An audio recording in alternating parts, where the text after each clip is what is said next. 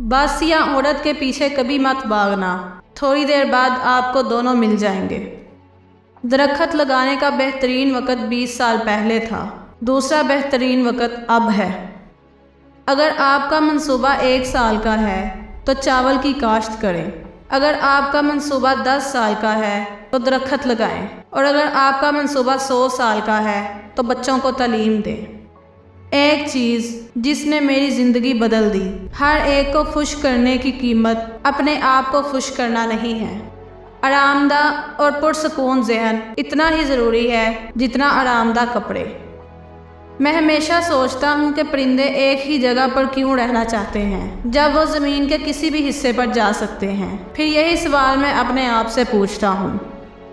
कश्ती इसलिए नहीं डूबती क्योंकि वो समुंदर में होती है, डूबती तब है जब वो पानी को अंदर आने देती है। हर सुबह बिस्तर बनाना आपके जहन को सुकून देता है क्योंकि छोटी छोटी चीज़ें कामयाबी के एहसास को जन्म देती हैं। आपके पास जो सलाहतें हैं इन्हें इस्तेमाल करें। अगर परिंदे अपनी आवाज़ें देना बंद कर दें तो जंगल बहुत खामोश हो जाएगा। जब मैं जवान था तो मैंने ये सीखा कि आप कुत्ते की दुम सीधी नहीं कर सकते। जब आप ये फैसला करते हैं कि आप अपने काम में बहुत अच्छे लग रहे हैं, दुनिया 90% ताकत आप पर खो देती है। एक माशरा उस वक़्त तरक्की करता है जब बूढ़े ऐसे दरख्त लगाते हैं ये जानते हुए भी कि वो इसके साए में कभी नहीं बैठेंगे।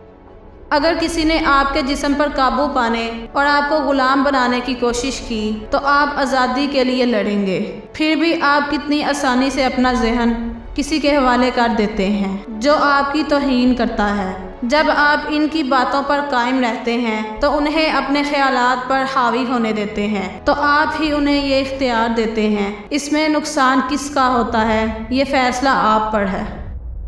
दुनिया से ये तवक्का करना कि वो आपके साथ बेहतर सलूक करे क्योंकि आप एक अच्छे इंसान हैं, ये तवक्का करने के मुतरादिफ है कि शेर आप पर हमला नहीं करेगा क्योंकि आप सब्ज़ी खोर हैं।